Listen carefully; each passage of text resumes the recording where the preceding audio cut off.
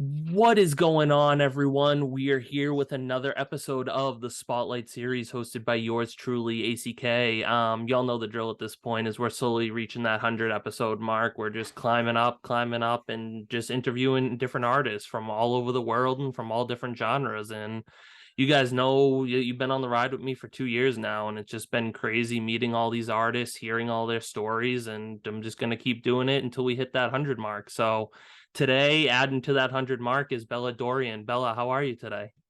I'm great. I'm great. How are you? And not too bad, not too bad. A little chilly here today, up in Boston, but it's just part of November, I guess. That's kind of really where it's at. But I just always appreciate artists just taking time out of their day to just sit here and talk about their story through music. So thank you for kind of sitting here today to go through all this. Well, thank you for having me. It's great to be part of it. I haven't really done stuff like that so much. Yeah. I wouldn't say I'm nervous, but I'm definitely, excited. So thank you for doing this. No, of course. And I always tell people there's nothing to feel nervous about or anything like that. We're just here to talk about your journey in music, and that's what it's all about. And kind of just getting into the first question is always starts with the basic of basics is where did singing and playing really start for you? Because I know for some artists, it starts at such an early age. People start humming nursery rhymes and stuff like that the day they were born, but then some people, I'd like to compare it to myself, is only started songwriting and producing back in 2018. So that was only 4 or 5 years ago. So where did kind of everything come about for you? Uh, well, I started playing classical piano when I was very young, Mhm. probably 5 or 6, to be honest with you. I don't even have like super clear memory of this. It was that long ago. And I love music. And I would say like the singing and the writing definitely came way after that. Like in my teen years, Mhm. I really wanted to sing. And I really honestly wanted to compose. Like for me, it wasn't in the beginning, it wasn't so much, oh, I want to write songs. For me, it was like, I just want to create something that no one else created. Like even if I didn't think so, so much in depth of, oh, this should sound like this or sound like that. It wasn't anything. Like it was just like, I just want to create stuff, and I want to come up with my own melodies and or Mhm. my own chord progressions. And because I play classical piano, I wanted to you know compose instrumental pieces as well. So for me, it was just like the creative process was just very fascinating. Yeah. No, and that's always just so cool. I mean, I just find music and everything just so fascinating about the whole journey as being an artist when it comes to singing and writing and everything like that. And there's just so many inspirations out there that I really look up to in the music business and that a lot of artists look up to. I Mm. mean, obviously a lot of people know that 90s, early 2000s country music is what I grew up on. Everyone knows I'm a country boy at heart. And like I mean, just like Garth Brooks, but is just top notch songwriter for me. But then I always like to Yeah. tell people is Chris Daughtry, rock and roll artist, one of my all time favorite artists of all time, easily just vocally and as a songwriter. So kind of hopping into the next question, which I always like to kind of hear from artists is who are some of your inspirations that kind of you really look up to in the music business, or just even some artists that you really just kind of listen to help go through your journey through music? I would say right now, at this point, mm, it's not so much an artist, to be honest with you. It's more like I would hear a song here and there. It doesn't happen so much anymore, unfortunately, but here and there I will hear a song when I'm like, wow, this is like, it feels like they captured something divine Yeah. when they wrote this. And like my latest fascination was with a song by the Beach Boys Mhm. called God Only Knows. Okay. Yep. And it's not necessarily a band that I listen to a lot or at all, to be honest. Mhm. I randomly heard that song and I was just like, wow, I mean, this is just incredible. That feels like a song that I need to pay my full attention to, because I feel like nowadays we consume so much music, and it feels like fast food a little bit, right? But like it's so much of it, but so much of it is just, you hear it and then you feel like you never have to hear it ever again. Exactly. But when you hear something and it's like, wow, I feel like I can, especially as a musician, I can actually learn something from this. Yeah. That's really amazing. So that's like now how I feel about, musical pieces now. When I was growing up, I would say that my biggest uh, influences, one of them was definitely Michael Jackson. I was obsessed with him. I knew like every single song. I had like all of his concerts, all of his DVDs, like everything possible. I was just like absolutely obsessed with him, with his sound, with his, performances and everything. When I started singing more, I went through that, especially as a girl, went through that divas phase for Yeah. sure. And I would say from all the divas, I was super into early Mariah Carey, like 90s, 90 to 97 Mariah Carey, Mhm. and the things that she would do with her voice, it's, I mean, one of the most amazing things I've ever heard as a vocalist. And later on, when I started connecting piano and voice, was definitely Alicia Keys, like huge influence. I was like, I just want to be like her. Yeah. That's just what I want to do. And I would say that like a couple of years ago, I really got into um, Billie Eilish. Like Yeah. at first, I watched her at the Grammys. Honestly, I didn't know like even one song by her. And I'm watching the Grammys. I'm like, who's that kid? Why is everybody obsessed with her? And then I went and listened to some stuff, and I was very impressed, very fascinated with the work she has done with her brother. Um, and so yeah, I would say like kind of like random stuff. When I was in college, I listened to a lot of jazz. I had to do a lot of jazz related musical activities. So it's really a journey. Yeah. It's really, as cliche as it is, just like you hear something, it really resonates with you for whatever reason, and it's beyond genre, beyond anything. Now I live in Nashville, Mhm. and I've been playing country music and listened to a lot of country music for the past year and a half, and I really like it. I find a lot of things that really resonate with me. I find a lot of, particular sound elements that I'm like, I really like this. Yeah. um so yeah, it's pretty broad. I feel like it just matters in what phase of my life I would refer to. Exactly. No, and that's just awesome. Like, I mean, honestly, all the artists that you name are all super talented, and I'm definitely huge fans of literally every artist that you named. And it's actually just I haven't even heard Mariah's name in like forever, honestly. So just you mentioning her, and actually her time of the year is coming up anyway, because her Yeah. Christmas album will just skyrocket in like 2 months, and not even 2 months, like probably Yeah. by the end of November, her Christmas album just always right up there at the top of the charts every Yeah. year. Mm-hmm. But it's just kind of what you said, and it's going to lead into this third question is about the creative process, but really just songs that really tell a story and just really pull you in are what I love as a songwriter. And like seeing other artists just really write that story and really go into detail when they're creating music and writing their songs is just what I always love finding in artists, and always what I love listening to is just if you can sit there and listen to that story from start to finish and kind of picture the whole thing, then at the end of the day I'm like, wow, that's a great song, and that's what I love. And that's leading into this third question is about your creative process, because obviously, as an artist, I know as an artist, there is no rhyme or reason to the creative process sometimes, and it's just kind of it's all over the place. But I do have to quote Garrett Walker, who was on the show, and honestly, this man, I quote him on every show, and people probably get tired of this quote, but it's perfect. Is the songwriting process is like a puzzle.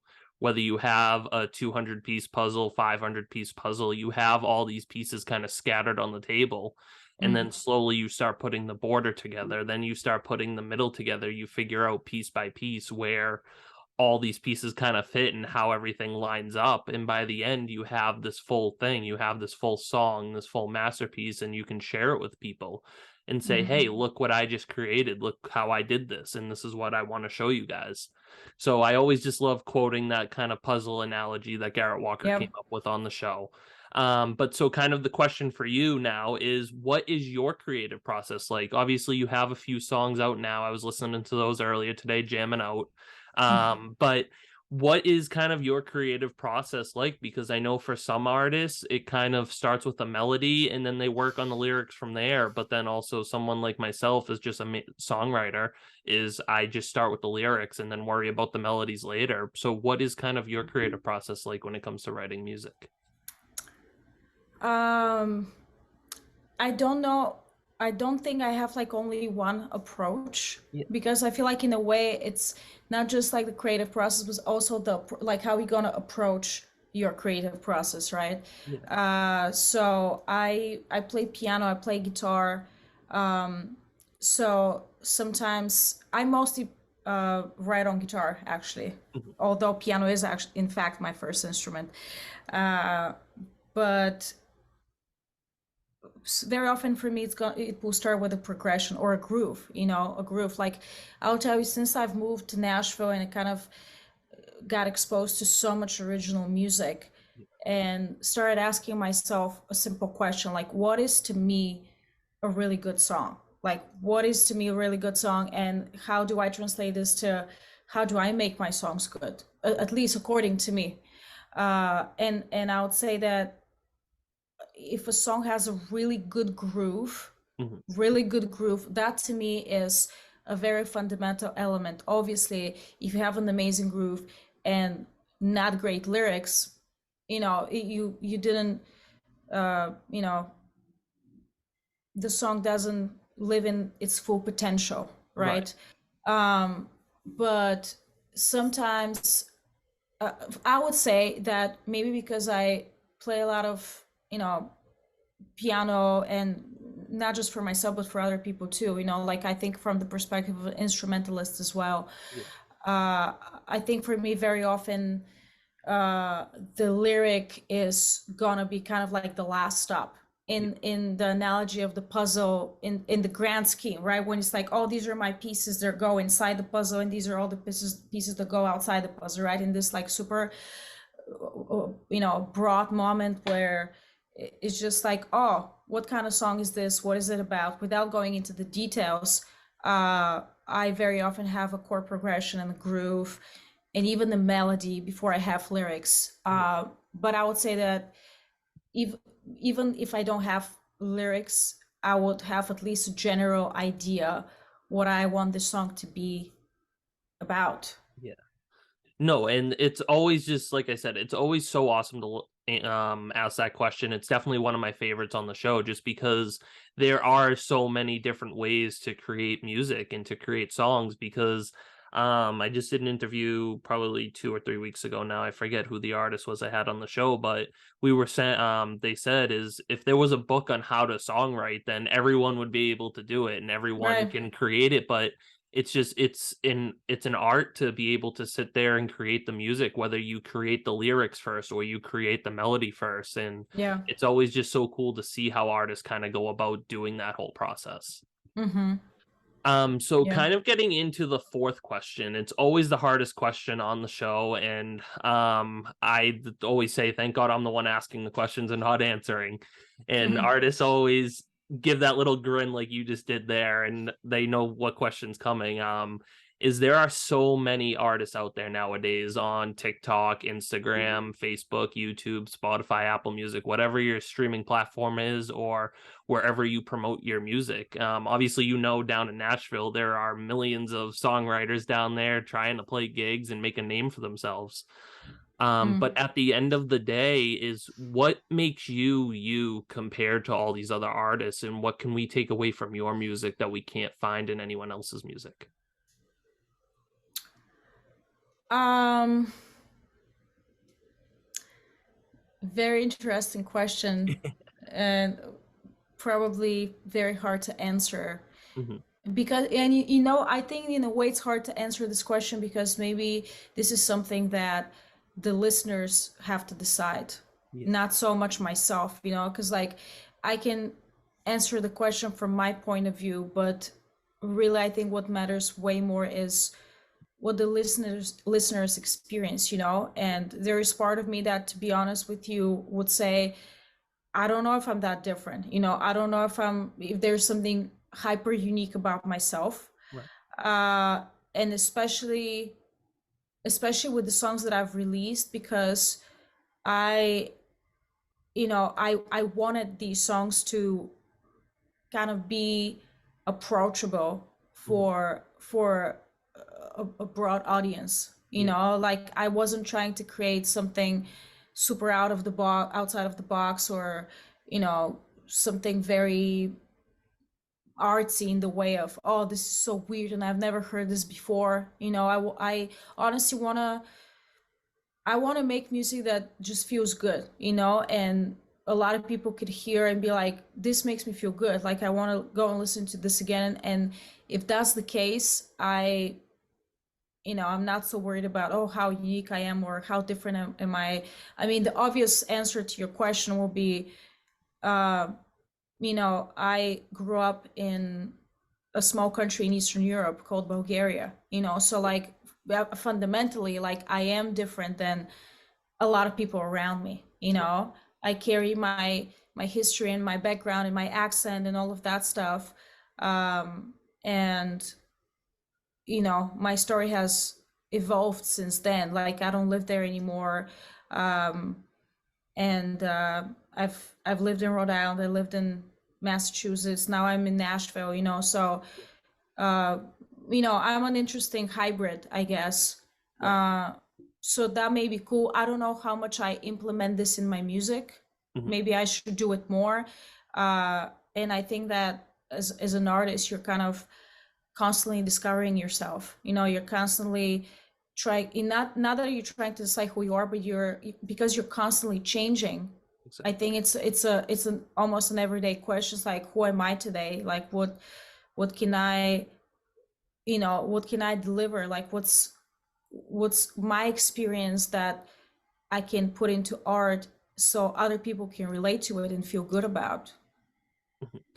Yeah, no, and I mean, that's honestly one of the better answers that I've had on the show, honestly, recently, is your songs. I mean, when I first listened to them, like about 2 or 3 weeks ago, kind of gearing up for this interview, when I had reached out like a while back and stuff, it's just I was like blown away. Like I listened to your first song, like the first one that you ever released, just the single, and then I went over to the EP and I was listening to that, and just the melodies behind that added with your vocals were just they're super cool and they're super unique, because honestly I can put you in a playlist with a million different other undiscovered artists, but at the end of the day when your song comes on, I'm like, oh, that's Bella, I know who that is, and you can just sit there and jam to that song. And kind of like you kind of touched on a little bit is just about the audience and stuff and connecting with the other people is, for me as a songwriter, at the end of the day, is if you can connect with that one or two people, yeah, it would be great to connect with a million different people, but if you Yeah. can connect with those few people, then I feel like at the end of the day that makes you a successful songwriter, successful singer. And it's just, you are super super talented, and you definitely stand out compared to a lot of other artists. Oh, thank you so much. No, Very of kind. course. So kind of one more question before we hear some music by you, which is always the best part of the interview. But looking towards your future, you have this EP out, you have that other single out, so you have a few songs out now. You're obviously down in Nashville, you're probably playing shows, all kinds of stuff like that. But what are some short-term and long-term goals, and just what else can we expect down the road from you? uh, well, I think um, this past year, I've kind of focused on playing as many shows as possible. And I've had weeks when I'll have like 7 to 10 shows. And these were obviously, very intense and very fun at the same time. But I did not uh, release any new music. And those songs that you've listened to, I wrote most of these songs some years ago, when I was in a way the same person, in a way different person. And I've written many more songs since then. So my my goal for the next year is definitely to release at least some of those songs, maybe play slightly less shows to preserve my energy, and just be in the studio and be involved in the production process the way I was in my EP, but even more so in the future. And so definitely releasing more music, keep playing shows, and in the long term, mm, I don't know if I have an answer for this, to be honest with you. It's a crazy journey, and honestly, Nashville is really an incredible town, and it's like an onion. It's like has so many layers, and the more you peel, the more things you find. And as many shows as I play every week, there's hundreds, maybe I don't know, thousand, but hundreds of venues that I haven't performed at. So playing at new venues and kind of like specific venues that I haven't played at yet is also definitely a goal of mine. In the long term, I would say I would like my music to be heard more and featured in, maybe some movies or TV shows or whatever. Just definitely focusing more on my original music and slightly less on the cover gigs will be my goal. No, absolutely. And that's just awesome. I mean, I'm a huge fan of all the songs that you have out. I'm a huge fan of you as an artist. Thank And you. of course, and I can't wait to see what else comes for you. And I mean, I just actually went down to Nashville at the beginning of October. I think that's when I had reached out to you originally. Yeah. I remember you know what? I do remember now because I was texting you and I was actually in the Country Music Hall of Fame. I think Okay. I was like, oh yeah, no, I'm down in Nashville now too, but it is just crazy. It is like an onion, like you said. You just peel back layers and layers and find so many cool things. And that was my first time going down there ever since like becoming a songwriter and stuff like that. So it is a crazy journey down there. So I totally know what you mean. But again, I just can't wait to see what else comes for you. Thank you.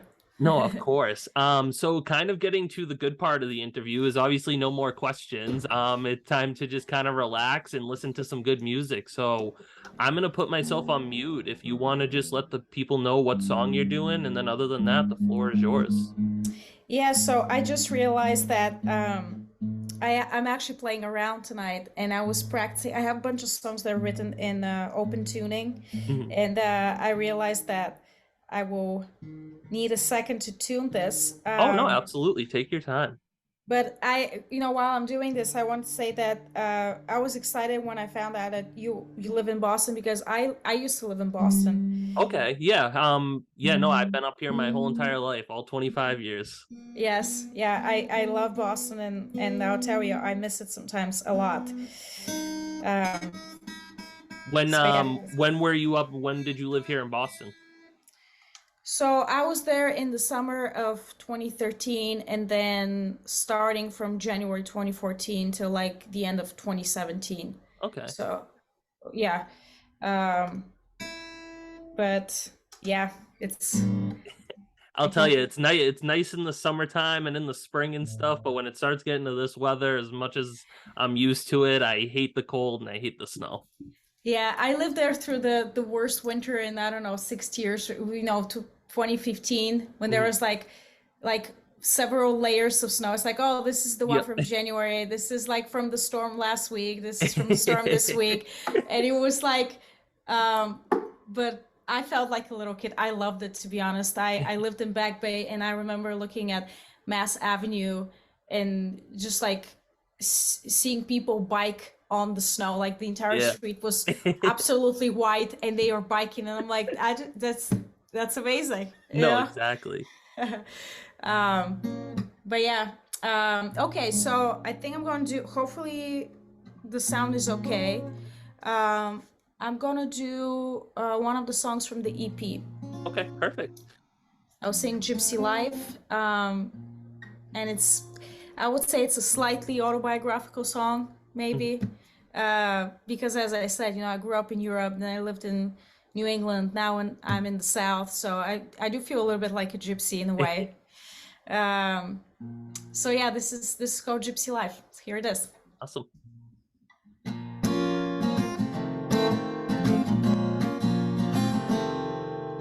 Down to my last dime, hand me a bottle of wine. Jumped up on a train, left it all behind. On the way I found romance with a handsome blue-eyed man.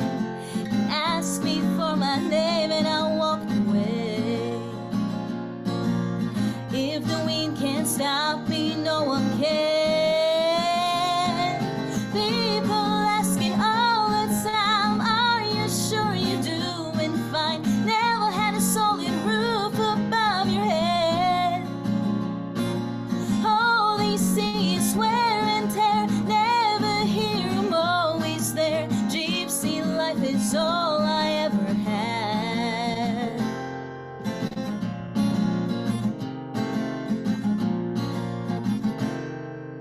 Trying to be myself, turn out someone else. Confusion ain't the same as heading west.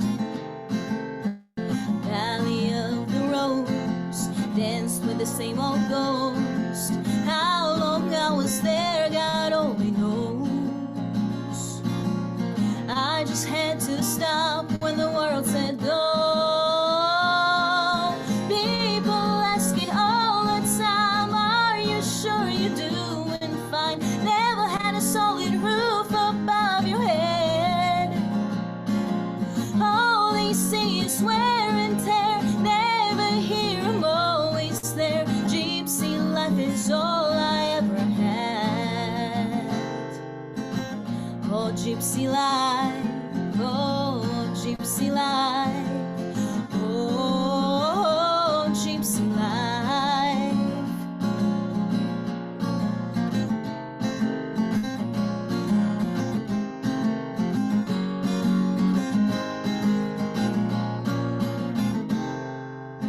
Bang my head against the wall, spilled my glass, hurt on the floor, danced on fire and I burned my soul.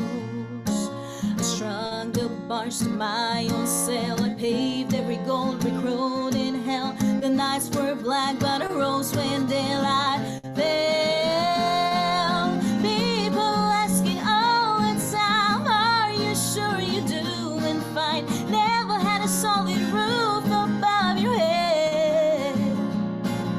All they see is wear and tear. Never hear 'em always there. Gypsy life is all I ever had. People asking all the time, are you sure you're doing fine? You never had a solid roof above your head. All they see is wear and tear. Never hear 'em always there. Gypsy life is all I ever had. Oh, gypsy life. Oh, gypsy life. Oh, gypsy life. Oh, oh, gypsy life. Oh, gypsy life. Oh, gypsy life.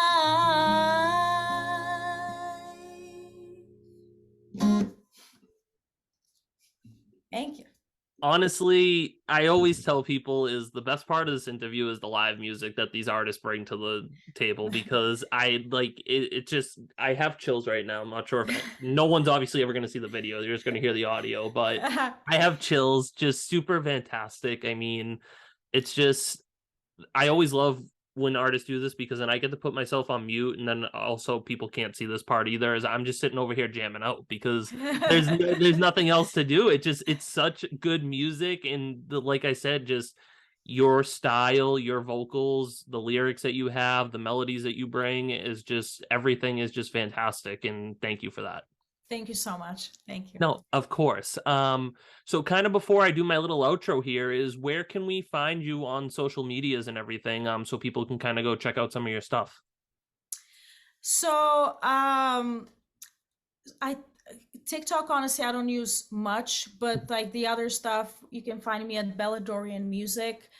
The music itself, you can just type Bella Dorian, and the EP is called Boom after one of the songs. So yeah, as long as you type Bella Dorian, I think you should be able to find me. No, perfect. People definitely go check her out. She has a few good songs out. Obviously, she just played one now that was Gypsy Life. Obviously the name of the EP is Boom after one of the songs, which I was also listening to. Um, but thank you so much, Bella, for taking time to just sit here and talk about your story through music today. I really appreciate it. Thank you for having me. No, of course. So that kind of concludes another episode of the Spotlight series hosted by yours truly, ACK. Y'all know the drill at this point is Sundays, 1 p.m. Eastern. We got new artists, new music, new stories. Never know who's going to be on here. Never know what you're going to hear or see. So y'all stay tuned for next week, and thanks for tuning in today.